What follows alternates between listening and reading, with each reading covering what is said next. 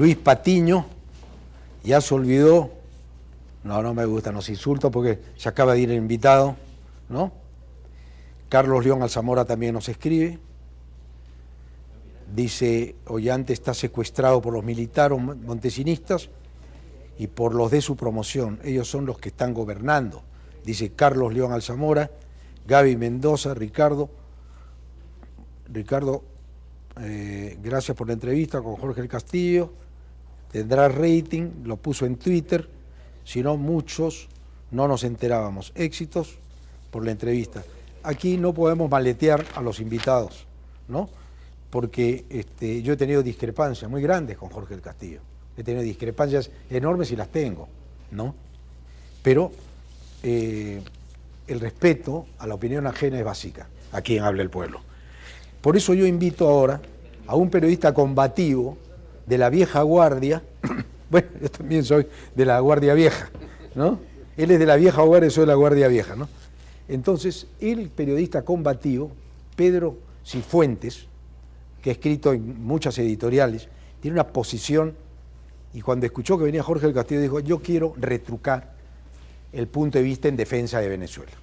¿Por qué? Porque Chávez lo invitó a Venezuela, fue, comió con Chávez, Chávez lo enamoró, ¿no? Subió 4 kilos en Venezuela, ¿no? Y ha regresado al Perú y se está recuperando. Acá está Pedro Cifuentes, nuestro gran periodista, amigo. Perico. ¿De qué quieres que hablemos? ¿Hablamos de Chávez o hablamos de la situación nacional? ¿Hablamos de qué? De la situación nacional, que es bastante lamentable. Combina lo que tú, en apretada síntesis, podría decir lo que has escuchado de quién gobierna y las posibilidades de un chavismo instalado ya con otro rostro. La situación actual me recuerda a 1968, meses precediendo el golpe de Velasco contra Belaúnde. Una situación de gran corrupción, corruptela general, las Fuerzas Armadas, en el contrabando, en el narcotráfico. El contrabando estaba la Marina, la aviación, el Ejército, las instituciones también totalmente desprestigiadas, casi en el último año de Belaúnde. Entonces había que salvar el país. Era la visión de los corruptos, salvar el país, la visión de los corruptos. Entonces, ¿qué hicieron? Buscar una fórmula, un pretexto. Ya no era el pretexto de la corrupción, porque los corruptos eran ellos, ¿no? Buscaron el pretexto político, el petróleo, y ahí viene el golpe. Ahorita sí estamos peor que eso, y es el blindaje de la corrupción. Acá no se quiere que se investigue a nadie. Se está blindando a Toledo, a García, no quieren borrón y cuenta nueva. Hay dos alternativas definitivas.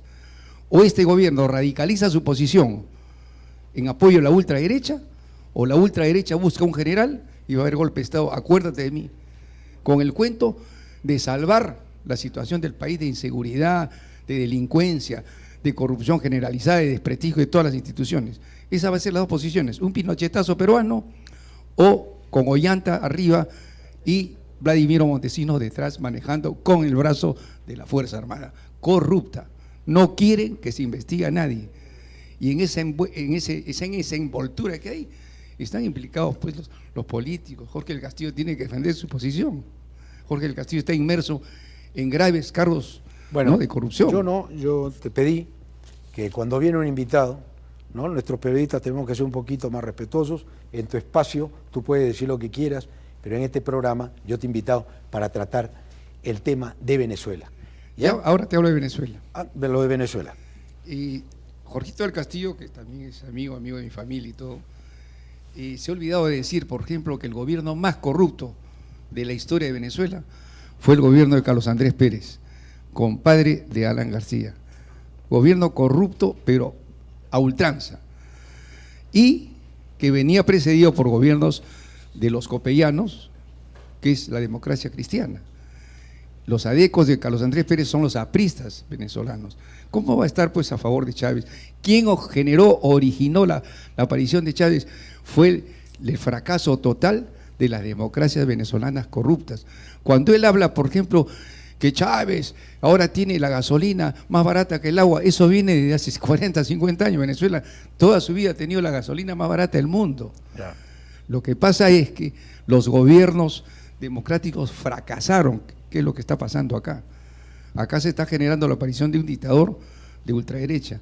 Y no te olvides que el éxito de Chile no lo consiguió ninguna democracia. Fueron los 18 años de dictadura brutal de Pinochet. O sea, ¿tú estás a favor de las dictaduras? No estoy a favor de la dictadura. Entonces, Están generando... No estoy... Sino pero que, estás diciendo que Chile creció con Pinochet. eso es cierto, es real. No creció con ningún gobierno democrático. Ajá. Chile le dejó a la Correcto. democracia... Entonces, quiero entenderte, pero no te entiendo. Sí. Por un lado, dices que la democracia está muriendo, No está muriendo, está totalmente desprestigiada. pero por está los- herida, está herida. Porque pero la por gente, culpa como de ellos, tú acabas de... no por culpa del pueblo peruano. No, yo no digo que el pueblo peruano tenga la culpa. Yo te digo, a ver, explícame este concepto de que Pinochet, siendo un dictador que fusiló y mató y desapareció gente, tú dices que creció y mejoró Chile. No, es lógico. El éxito económico tú- y la organización y la disciplina de los chilenos se hizo con Pinochet, no con ningún gobierno democrático. ya, El entonces- éxito económico fue con Pinochet. Entonces tú estás con Chávez, que es un dictador también, y con Pinochet. ¿Te gustan No, los dos? Chávez fue elegido por el pueblo. Pinochet fue un asesino y un dictador propiciado por los americanos. O sea, ahí fue el canal de ingreso del Imperio Británico. Si ellos dependen los alemanes y de Argentina, y de Inglaterra. No te olvides que en la guerra de las Malvinas, Chile fue base de los aviones de los ingleses para bombardear a los argentinos. Bueno, Perico, muchas gracias. Ok. Te di el derecho a réplica porque estaba escuchando a Jorge del Castillo, él quería dar su opinión. Un aplauso para nuestro periodista. Muy bien, señoras y señores, vamos a invitar a una dama a quien conozco de hace mucho tiempo y que tiene una personalidad extraordinaria. Colaboró con nosotros en el Movimiento Obras, fue parte del Movimiento Obras, actualmente es teniente alcalde de La Molina, egresada de la Universidad de Lima y muy pronto tendrá su maestría. Mejor que nos cuente ella. Juanita Calvo, así yo le digo Juanita, Juana Calvo, la señora Juanita. Gracias. Hola Juanita. ¿Cómo estás? Gracias. Siéntate Juanita, por favor. Bueno, es un gusto estar contigo, Ricardo, una vez más. Caray, Juanita, nos conocemos de la universidad, Así es. ¿no? Cuando llegó Juanita a la universidad causó un impacto tremendo. ¿Ah? Usábamos minifalda en esa época, nosotros también. Juanita, ¿no había minifalda en esa época? Claro que sí, hijito, y bien chiquita, acuérdate. Ah, claro, pues, pero yo pensé que decía no usaba. Sí, usábamos. Ah, usaba. Muy bien. Fuimos de la época Juanita de la fue minifalda. la revolución, no solamente por ser una mujer muy buena y atractiva, bonita, sino muy inteligente, muy luchadora y muy comprometida. Y ella viene a hablarnos de todo un poco. Ella sí es política.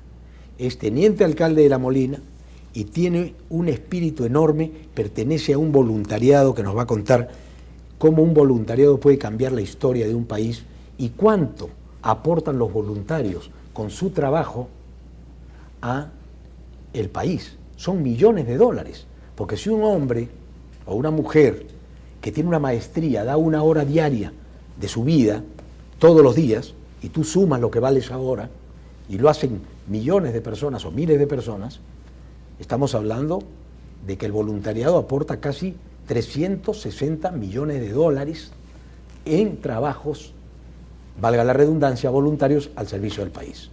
O sea que, mi querida Juanita, te dejo para seguir con el deporte, la pelota de vóley en La tu pelota cancha. de vóley. Sí, lo que tú decías, Ricardo, es muy cierto. Y reconocer también de que el ser voluntario también es ser político. El político es servir. Lamentablemente, pese a que se moderniza el Estado, se hace un mal uso de ese poder que la gente le da. Y yo tomo este punto para referirme después al voluntariado, porque este fue el primer canal que le dio la oportunidad a las mujeres a hablar de política. En el famoso programa Las Mujeres Tienen la Palabra. Recordarás ese día. El señor Absolutamente. Ricardo se le ocurrió ponernos en el set, no habíamos hecho jamás un programa de televisión y salimos 3 mujeres a hablar de política. Y eso realmente contrae el sentido de que si bien el voluntariado está prácticamente como es una filosofía de vida, lamentablemente los estados, especialmente ahora actualmente en el gobierno peruano, se están dando unas políticas públicas que tienen que ver con el voluntariado. Pero ni hablan de las organizaciones de voluntariado, ni en este caso hablan de la responsabilidad de la sociedad civil, no hablan tampoco de aquello que significa el dar sin recibir nada a cambio. Y esas políticas realmente se han hecho sin los actores, o sea, se convoca a hacer una política de Estado, pero los actores que son los voluntarios no nos llaman, como dice en este caso la famosa canción de esta época. Y creo que eso es una llamada de alerta, Ricardo. Nosotros sabemos que para que realmente se pueda hablar de un voluntariado, hay que comenzar en la escuela. Los niños son los que tienen que hacer un voluntariado y no lo hacen de ahora, hacen desde muchísimos años. En realidad, si estamos hablando de organizaciones de voluntariado como los Rotarios, los Leones, en este caso Liga contra el Cáncer, tiene 50, 100 y 150 años en el mundo. Entonces, desde ese punto de vista, creo que esta tribuna es importante para reconocer, como tú decías, ¿no? El trabajo voluntario al año 2000 era de 306 millones de dólares. Actualmente se ha triplicado esa cifra, porque no solamente están involucradas las organizaciones, sino las universidades, los colegios, que están donde el Estado no está. O sea, el Estado tiene su espacio y tiene que cumplir con su rol. Los ciudadanos tenemos que tener la responsabilidad como ciudadanos de poder apoyar a que lo que sea el desarrollo de un país parta desde la responsabilidad que la asume uno voluntariamente y no a través de presiones o de políticas que solamente buscan realmente que el Estado se beneficie indirectamente de lo que no debe ser responsabilidad, en este caso del ciudadano. Mira, Juanita, yo te felicito. Voluntarias como Juanita también están en el Instituto del Cáncer, cuidan a los enfermos, y esto lo he visto en otros países masivamente. Si cada uno de nosotros diera media hora de su tiempo a una institución de su barrio, cerca de su casa, al menos en mi caso, yo me acuerdo cuando hacía la Teletón, 25 años, ¿no? Para mí fue un voluntariado hacer la Teletón. Exactamente. Y cuando nos metimos a la alcaldía fue un voluntariado también, porque realmente en esa época los alcaldes ganaban muy poco. Y se trabajaba muchísimo. ¿Te acuerdas que los regidores ganaban poquísimo? Así es. Bueno, no quiero entrar en ese tema, pero porque Juanita ahora es teniente alcalde, me decía, me está sacando, me va a bajar el sueldo. No, Juanita, tranquila, no hay problema. Juanita, tú que eres una mujer comprometida con el Perú, ¿cómo ves tú el Perú? Cuando decimos, ¿quién gobierna? Está en el Twitter, ¿quién gobierna? Está reventando el Twitter, el correo también de Hable el Pueblo. Puede usted participar en el Twitter hoy día ya, está ahí, Twitter, R. Belmonce, ¿quién gobierna? Ese es el tema. Y nuestra preocupación viene de la cantidad de información que hemos recibido. ¿Qué piensas tú? Te diré de que, si bien tenemos un presidente elegido democráticamente, en realidad no lo vemos. Y creo que esa es una reflexión para los propios ciudadanos, que nos estamos acostumbrando a no decir nunca nada. Y si cuando lo hacemos con violencia. O sea, no llegamos al término medio o al equilibrio de que en este momento, por ejemplo, con todo lo que ha venido sucediendo en el país y que los congresistas elegidos por el pueblo, ganando un dinero del sueldo, realmente del pueblo, perdón, se dediquen a cosas tan banales para decir quién es más delincuente, quién es más ladrón. ¿Qué mensaje estamos dando a la juventud? ¿Qué mensaje estamos dando a esta niñez? Que vemos eso todos los días en los medios de comunicación. Además, la responsabilidad realmente, en este caso, es ver los problemas de fondo. Tenemos grandes, en este caso, situaciones de desigualdad. Entonces, en esa desigualdad realmente no está la presencia del Estado. Y eso lo ocurre en los voluntarios. El voluntario está no porque el Estado le diga, sino porque por su propia responsabilidad sabe lo que tiene que hacer. Y eso en realidad es una escuela de vida, pero lamentablemente estamos en un país creciendo realmente, aunque últimamente vemos que las cosas están cambiando un poco. Estas políticas de estos siete puntos que ha tomado el gobierno me parecen sumamente interesantes, pero falta mucho, Ricardo. Tenemos dinero, pero realmente no llega donde debería llegar. Nosotros queremos que tenga éxito el gobierno, por eso criticamos sanamente. Nosotros siempre hemos criticado sanamente, sin mala leche. Nosotros decimos lo que piensa la gente común y corriente de la calle, que no puede expresarse. El presidente Humala está, para muchos, cogobernando con su esposa. Para otros, la labor de Nadine es muy importante, de la señora Nadine, muy importante en los pueblos jóvenes, como sostén de la campaña tan difícil que le toca a Ollanta. Haber ganado con unos votos y tener que gobernar también dentro de la realidad que le ha tocado vivir, con una hoja de ruta que a él a veces le parece incómoda. Pero ahí se está manejando el presidente y le deseamos suerte. Por eso nosotros hacemos lo que yo le llamo siempre una palmadita en el hombro y decirle, presidente, no se olvide usted lo que prometió tampoco. Porque las dos cosas se pueden hacer. Promover la inversión privada se puede hacer, pero también cumplir con el rol social de un gobierno y meterse a fondo en ese territorio. ¿Tú qué piensas?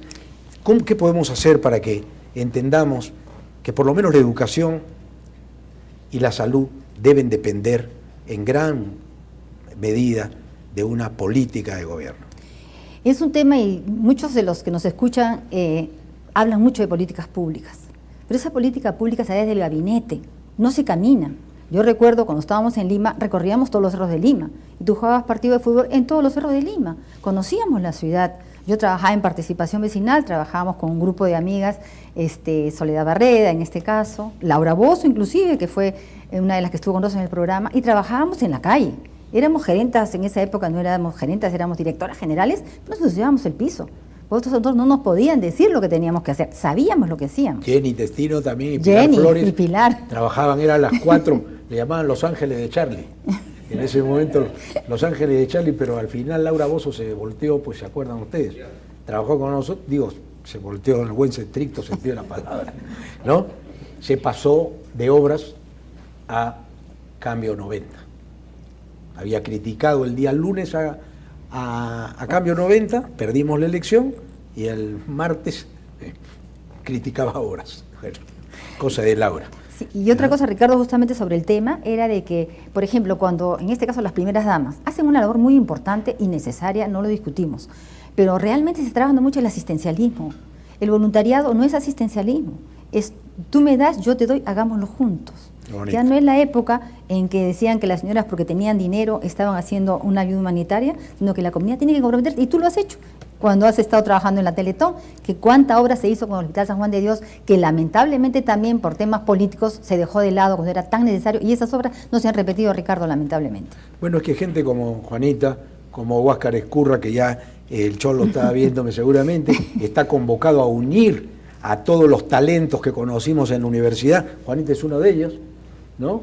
Y decirles, bueno, a ponerse la camiseta, porque el Perú requiere una delantera que meta goles, ¿no es cierto? Así y es. Los goles los percibe el pueblo con obras concretas, ¿no es cierto? Entonces, Juanita, para terminar esta entrevista, anuncio que ya viene don Héctor Vargasaya, nos vamos a comunicar con él telefónicamente para que nos diga qué ha pasado, lo ha seguido él todas las horas de la interpelación en su columna El Incorruptible, para que nos diga cómo vio él la interpelación a Alejandro Toledo, que hoy día lo agarraron, entró al Congreso, le quisieron sacar a mugre, pero según la opinión de algunos periodistas de acá, lo dejaron volar tranquilo.